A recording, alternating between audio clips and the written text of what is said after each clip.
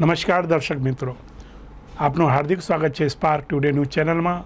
હું છું આપનો જ્યોતિષાચાર્ય વિષ્ણુ શર્મા. આ વર્ષ 2024માં 19 ઓગસ્ટ 2024 શ્રાવણી પૂર્ણિમા રક્ષાબંધનનો તહેવાર મનાવવામાં આવે છે. આખા ભારત વર્ષમાં આ ભાઈ અને બહેનનું એક પવિત્ર તહેવાર મનાવવામાં આવે છે, જે ભારત વર્ષમાં અને હિન્દુ ધર્મમાં શાસ્ત્રોમાં એવું કહેવામાં આવ્યું છે, પુરાણી કથાઓ અનુસાર, જ્યારે બલિ રાજાએ વરદાન સ્વરૂપમાં ભગવાન વિષ્ણુને પોતાની પાસે પાતાળ લોકમાં લઈ ગયા, ત્યારે લક્ષ્મીજી એ રિસાઈ ગયા. પોતાના સ્વામીના વિરહમાં એ પાતાળ લોકમાં ગયા અને બલિ રાજાને રાખડી તરીકે રક્ષાબંધન ભાઈ તરીકે તહેવાર મનાવ્યો. ત્યારથી આ રક્ષાબંધનનો તહેવાર ભાઈ બહેનના પવિત્ર તહેવાર તરીકે મનાવવામાં આવે છે. શ્રાવણ માસ એટલે શિવનું એક પવિત્ર માસ. પૂર્ણિમા એટલે વિષ્ણુ ભગવાનનો એક દિવસ, અને આ દિવસે ચંદ્ર પોતાની રાશિમાં બલવાન હોય છે. પૂર્ણિમાના દિવસે ચંદ્ર પૂર્ણ કલાઓથી સુશોભિત હોય છે, જેથી સ્વયં શિવ, વિષ્ણુ ભગવાન અને ચંદ્રનો આ દિવસ મનાવવામાં આવે છે, જેને શ્રાવણી પૂર્ણિમા એટલે શ્રાવણ મહિનાની પૂર્ણિમાને શ્રાવણી પૂર્ણિમા કહેવામાં આવે છે. આ દિવસે દક્ષિણ ભારતમાં નારિયેલ પૂર્ણિમા તરીકે પણ આ તહેવાર મનાવવામાં આવે છે. મધ્યપ્રદેશમાં કજરી પૂર્ણિમા તરીકે આ તહેવાર મનાવવામાં આવે છે. ભારત દેશમાં હિન્દુ ધર્મમાં આ તહેવાર ભાઈ બહેનનું એક રક્ષાબંધન તરીકે પણ મનાવવામાં આવે છે, જ્યારે બહેનો એના ભાઈની લાંબી ઉંમર અને એને સુખ સમૃદ્ધિ પ્રાપ્ત થાય, ભગવાનની કૃપા એના ઉપર રહે, એટલા માટે એને એક રક્ષા સૂત્ર તરીકે રાખડી બાંધવામાં આવે છે.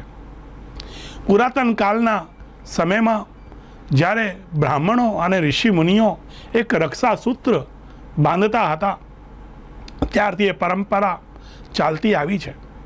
અને બલિ રાજાને જ્યારે લક્ષ્મીજીએ ભાઈ તરીકે રાખડી બાંધી અને વિષ્ણુ ભગવાનને પોતાની પાસે રાખવાનો આગ્રહ કર્યો, ત્યારથી આ ભાઈ બહેનનો તહેવાર મનાવવામાં આવે છે.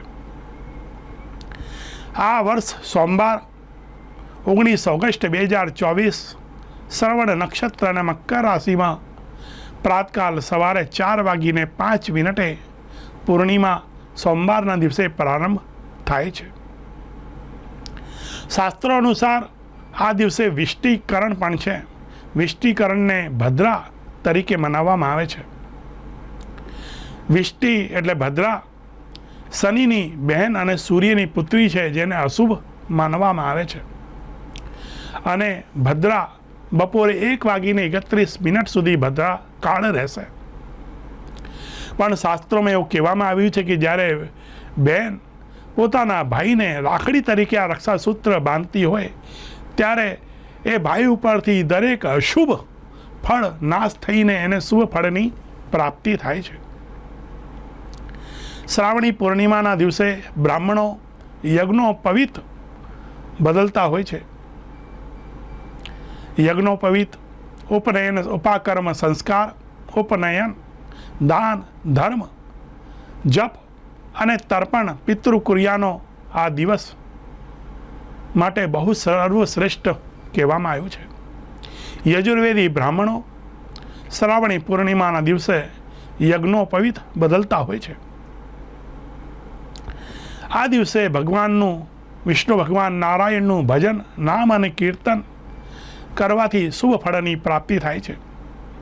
શ્રાવણી પૂર્ણિમા હોવાથી ભગવાન સત્યનારાયણનું પૂજન અને કથા કરવાનું પણ મહત્વ અતિ બતાવવામાં આવ્યું છે. ઓમ વિષ્ણવે નમઃ આ મંત્રનો જાપ કરવાથી જીવનમાં સુખ સમૃદ્ધિ પ્રાપ્ત થાય છે, અને નવગ્રહોની જે અશુભ દશા હોય એને નાશ થઈને શુભ ફળ પ્રાપ્ત થાય છે. શ્રાવણી પૂર્ણિમાને રક્ષાબંધન તહેવાર તરીકે મનાવવામાં આવે છે, જેથી આ દિવસે સર્વશ્રેષ્ઠ મુહૂર્ત અભિજીત મુહૂર્ત એટલે 12:04 થી 12:55 સુધીનો સર્વશ્રેષ્ઠ અભિજીત મુહૂર્ત મનાવવામાં આવે છે. તે દિવસે બહેનોએ એના ભાઈને રાખડી બાંધવી. બપોરે 1:31 થી સાંજે 9:07 સુધીનું રક્ષાબંધનનો શુભ મુહૂર્ત છે, જેથી આ સમય દરમિયાન બહેનોએ એના ભાઈને રાખડી બાંધવી. ભાઈઓ પર કોઈ આપદા ના આવે, એની રક્ષા થાય એટલા માટે રક્ષાસૂત્ર તરીકે રાખડી બાંધવામાં આવે છે. જ્યારે ભાઈ એની બહેનને સદૈવ રક્ષા કરવાનું વચન આપે છે અને હંમેશા સાથ નિભાવવાનું વચન આપે છે અને એને ભેટ તરીકે ઉપહાર આપે છે. પ્રાતકાલ સવારે નિત્યકર્મ પૂજન કરીને સર્વપ્રથમ ભગવાન ગણપતિનું સ્મરણ કરીને ગણપતિને એક રાખડી બાંધવી. ગોપાલજી લડ્ડુ ગોપાલ અને કૃષ્ણ ભગવાનને એક રાખડી બાંધવી.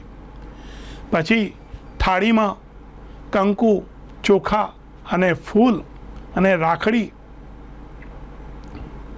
અને મીઠાઈ અને શ્રીફળ આવી વસ્તુઓ થાળીમાં સજાવીને એના ભાઈ પાસે જઈને અંગૂઠાથી તિલક કરવો. શાસ્ત્રમાં એવું કહેવામાં આવ્યું છે કે અંગૂઠો વિજયકારક છે, જે સર્વ મનની ઈચ્છાઓને પૂર્ણ કરવાવાળું છે અને અંગૂઠાથી તિલક કરવાથી એની વિજય થાય છે. જેથી દરેક બહેનોએ એના ભાઈને અંગૂઠાથી તિલક કરવું, ચોખા લગાડવા અને મંગલ કામના કરતા હોય એવી રીતે રાખડી એના જમણા હાથમાં બાંધવી. યેન બધ્ધો બલી રાજા દાનવેન્દ્રો મહાબલઃ તેન ત્વામપિ વદનામી રક્ષેમ ચલમાશ્ચલઃ. જેમ બલિરાજાને લક્ષ્મીજીએ રાખડી બાંધી, એમ હું મારા ભાઈને રક્ષાસૂત્ર તરીકે આ રાખડી બાંધું છું, જેથી એના જીવનમાં સુખ અને સમૃદ્ધિ પ્રાપ્ત થાય અને એની રક્ષા થાય. ત્યારે ભાઈ એની બહેનને રક્ષા કરવા માટેનું વચન, ઉપહાર અને ભેટ તરીકે આપે છે. એમ ભારત વર્ષમાં આ તહેવાર રક્ષાબંધન તરીકે ભાઈ બહેનનું પ્રેમનું પ્રતીક પવિત્ર તહેવાર મનાવવામાં આવે છે. આ દિવસે ભગવાનનું નામ સ્મરણ, ઓમ વિષ્ણવે નમઃ, ભગવાન વિષ્ણુને 1000 તુલસી અર્પણ કરવાથી શુભ ફલ પ્રાપ્ત થાય છે અને સુખ સમૃદ્ધિ લક્ષ્મી ઘરે રહે છે. જેથી આ તહેવાર ભાઈ બહેનનું રક્ષાબંધન તરીકે મનાવવામાં આવે છે. દરેક ભક્તોને જય શ્રી કૃષ્ણ.